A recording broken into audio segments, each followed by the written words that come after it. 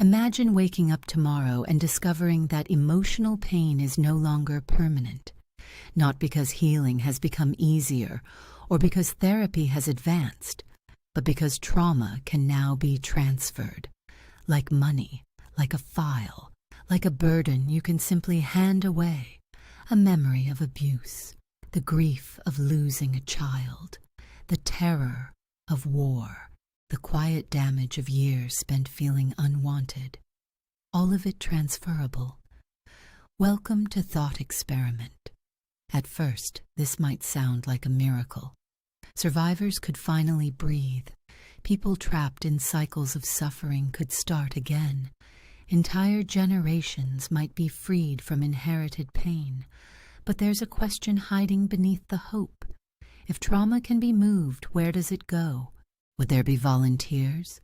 People willing to absorb the pain of others in exchange for money status or moral purpose?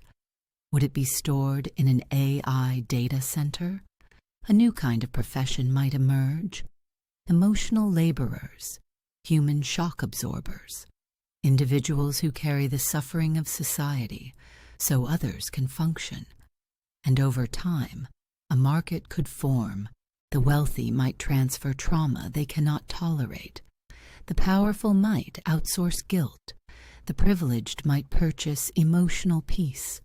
Meanwhile, the poor might carry invisible scars they never earned. Because when pain becomes transferable, it may also become transactional. But the psychological consequences could run even deeper. Trauma is not only suffering, it also shapes identity. It influences empathy, resilience, creativity, moral awareness. If we remove pain, do we also remove growth?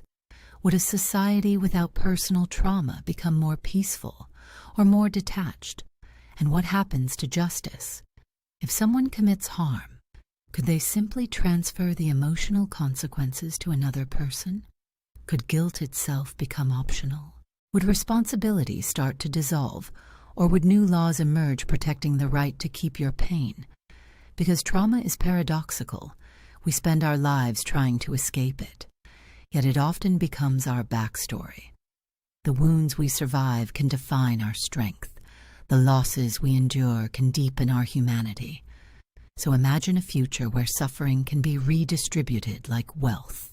Some people living almost untouched by emotional hardship, while others quietly carry the psychological weight of thousands. Would this be compassion at scale? Or exploitation in disguise? If we could give away the pain that shaped us, would we still recognize ourselves? Maybe trauma is not just something we endure. Maybe it is something that forces us to become. And if that burden could be passed on, would we finally be free? Or would we simply lose the part of us that learned how to heal? Let me know what you think in the comments. Thanks for watching.